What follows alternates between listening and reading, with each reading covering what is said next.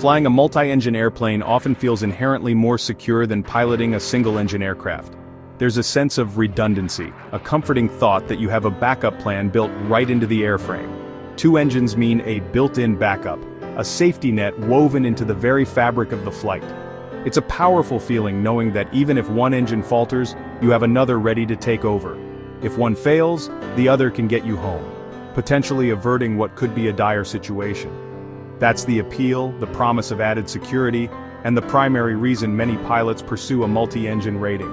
It opens up new possibilities and instills a greater sense of confidence. But not all engine failures are equal. The reality of multi-engine flight is more nuanced than simply having a spare. Losing one specific engine can be far more challenging and potentially more dangerous than losing the other.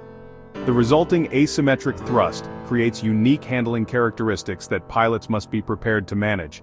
This is the concept of the critical engine, a fundamental lesson every multi-engine pilot must master during their training. It's not just about knowing the theory, but understanding the practical implications in the air.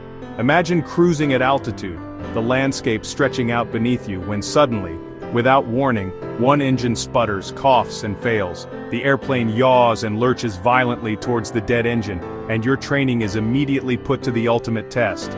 Your reactions, your knowledge, and your ability to stay calm under pressure will determine the outcome. Understanding which engine's failure presents the greatest challenge isn't just an academic exercise for passing exams, it's critical survival knowledge that could save your life and the lives of your passengers. We'll break down why, in most traditionally designed American twins, the left engine is considered the critical one, and what makes it so uniquely challenging. We'll explore how forces like P-factor, spiraling slipstream, torque, and accelerated slip all conspire to make one engine failure more difficult to handle than the other. These aren't just abstract technical terms confined to textbooks. They're very real aerodynamic forces that will directly shape your response and the aircraft's behavior in a high-pressure emergency situation. We'll also examine how modern aircraft designs, particularly those incorporating counter-rotating propellers, have effectively eliminated the critical engine altogether, significantly enhancing safety and simplifying engine-out procedures. Think of this chapter as your essential ground school briefing, arming you with the knowledge and understanding you'll need long before you ever have to confront a real heart-pounding engine-out scenario in the air. The ultimate goal is to make you a safer, more competent, and more confident pilot, capable of handling whatever challenges the skies may throw your way. So, let's dive in and unlock the secrets of the critical engine. The critical engine. It's a term every multi-engine pilot needs to understand intimately.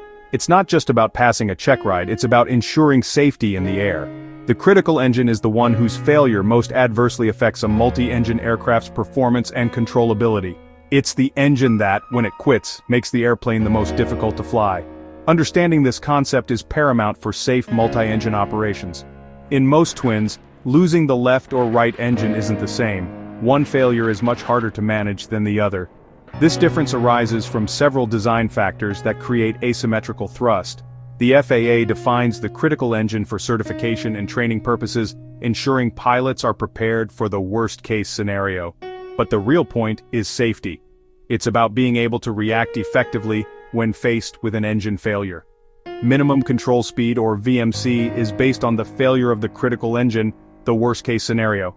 It represents the minimum airspeed at which you can maintain directional control after an engine failure. If you can handle that, if you can maintain control at VMC with the critical engine failed, you can handle anything. It's the ultimate test of your skills and knowledge as a multi-engine pilot. When an engine fails, the airplane yaws and rolls toward the dead engine, creating a significant challenge for the pilot. This is due to the asymmetric thrust and drag, and the amount of rudder needed to counteract this yaw and roll depends significantly on which engine quit. The critical engine requires the most rudder input to maintain straight flight. If the critical engine fails, the yaw is stronger, demanding more immediate and precise control inputs from the pilot. And at low speeds, near VMC, you might not have enough rudder authority to maintain control, leading to a loss of directional stability. This is why understanding and respecting VMC is so crucial. That's why knowing your aircraft's critical engine is vital. It's not just a theoretical concept, it's practical knowledge that can save your life. It shapes your training, dictating how you practice engine-out scenarios. It informs your emergency procedures, guiding your actions in a critical situation. And it defines the speeds you must respect, particularly VMC. This isn't trivia, it's life-saving knowledge. It's the difference between a successful outcome and a potential accident. Mastering it turns a potential disaster into a manageable emergency. That's the power of understanding the critical engine. It empowers you to react decisively and effectively, ensuring the safety of yourself and your passengers. To grasp why one engine is more critical, we need to look at the forces that create asymmetry in a twin. 4 main factors: P factor, accelerated slipstream, spiraling slipstream, and torque, combine to challenge pilots during an engine failure. When both engines run, these forces balance out, but if one quits, the balance is lost. The operating engine's forces act unopposed, creating strong yawing and rolling moments. The key is how these forces interact with the aircraft's center of gravity and control surfaces. The distance from each engine's thrust line to the center line acts as a lever arm. When an engine fails, the remaining thrust creates a yawing moment around the center of gravity.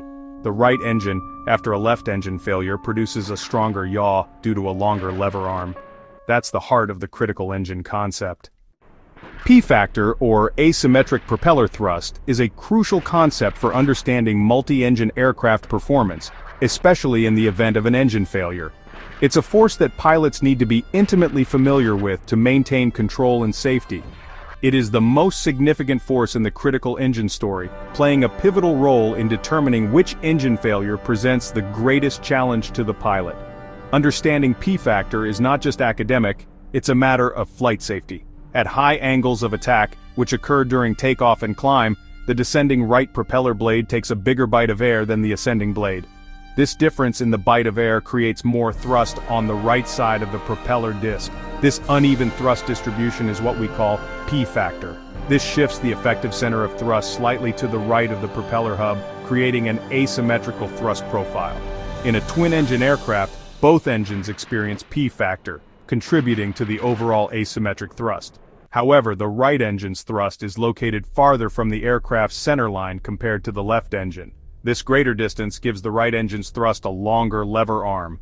Consequently, if the left engine fails, the right engine's P factor-induced thrust creates a strong yawing moment to the left, making the aircraft difficult to control.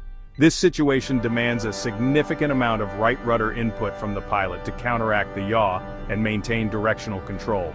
Conversely, if the right engine fails, the left engine's thrust, being closer to the center line, generates a smaller yawing moment. This results in a weaker yaw that is much easier for the pilot to control with rudder input, making the aircraft more manageable. This difference in lever arms and the resulting yawing moments is the primary reason why the left engine is typically considered the critical engine in most twin-engine aircraft. In essence, the pilot must exert considerably more effort and control input to counteract the strong yaw generated when the left engine fails. That's why understanding P factor and its implications makes the left engine the one to constantly monitor and be prepared for. A thorough understanding of P factor not only enhances your knowledge, but also helps you anticipate and effectively manage the most challenging single-engine scenario. It's not just abstract theory learned from books, it's a real, tangible force that you'll directly feel and respond to in the cockpit during flight. That's the essence of understanding the critical engine and the asymmetric forces at play, ensuring safer and more controlled flight. Beyond P factor, torque and spiraling slipstream also shape the critical engine challenge. Torque from both engines tries to roll the airplane left. The aircraft is designed to counteract this. If the right engine fails, the left engine's torque still rolls left, and the pilot uses aileron to keep level. But if the left engine fails, the right engine's torque and the loss of lift over the left wing both roll the airplane left, making control harder. Spiraling slipstream adds another twist. The left engine's slipstream hits the tail, pushing the nose right and helping stabilize the aircraft. If the right engine fails, this helpful effect remains. But if the left engine fails, you lose this stabilizing force, and the right engine's yaw is unopposed. The result: more rudder and aileron are needed to keep control. These forces combine to make the left engine's failure the toughest to manage. That's why it's called the critical engine. Mastering these forces is key to safe multi-engine flying.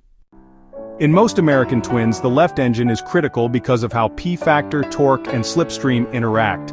The right engine's thrust, shifted further from the center line, creates a powerful yaw when the left engine fails. This demands significant rudder input, especially at low speeds. The loss of the left engine's slipstream removes a stabilizing force, making control even harder. Torque and loss of lift over the left wing add to the challenge, requiring both right rudder and aileron. If the right engine fails, the left engine's yaw is weaker and the slipstream still helps. The control forces are lower, and the aircraft is less likely to become uncontrollable. That's why all performance data and VMC demonstrations are based on losing the left engine. Knowing this prepares you for the worst-case scenario. It's the foundation of safe multi-engine operations. Respect the critical engine, and you'll be ready for emergencies. When the critical engine fails, especially during takeoff, the pilot faces an immediate, intense challenge. The aircraft yaws and rolls toward the dead engine, demanding quick, forceful control inputs. The dead foot, dead engine drill helps identify which engine failed, but the real test is maintaining control. The first priority. Fly the airplane. Achieve VICE, the best single-engine climb speed. Too slow and you risk losing control. Too fast and you lose climb performance. Once stable, secure the failed engine. Throttle, prop and mixture to idle or cut off, and feather the propeller to reduce drag. A windmilling prop creates huge drag. Feathering is essential for performance. With control established, navigate to a safe landing. Practice and muscle memory are vital. Knowing the theory is just the start. Skill and preparation turn a crisis into a safe outcome. Designers solved the critical engine problem with counter-rotating propellers. Here, the left and right engines spin in opposite directions, usually inward. This balances P-factor. Both engines' thrust lines are closer to the center line, so lever arms are equal. The failure of either engine produces the same yaw, just in opposite directions. Torque and slipstream effects also cancel out, making the aircraft more predictable and docile during an engine failure. Trainers like the Piper Seminole use this design, making multi-engine flying safer and easier for students. Control inputs after an engine failure are symmetrical and less demanding. The worst-case scenario is eliminated, and emergencies are more manageable. Counter-rotating props are a brilliant safety innovation. Understanding the critical engine isn't just for exams, it's a pillar of multi-engine safety. Losing the critical engine can slash climb performance by 80% or more, making control and quick action vital. This knowledge shapes your pre-flight planning, takeoff calculations, and in-flight decisions. Always respect the critical engine, be ready for strong yaw and roll, and practice emergency procedures until they're second nature. Maintain airspeed above VMC, especially during takeoff and approach. Your training and preparation are your best defense. In British aircraft with counterclockwise props, which engine would be critical? Think it through. Understanding these principles is true safety. In aviation, knowledge isn't just power, it's survival. Stay sharp and fly safe.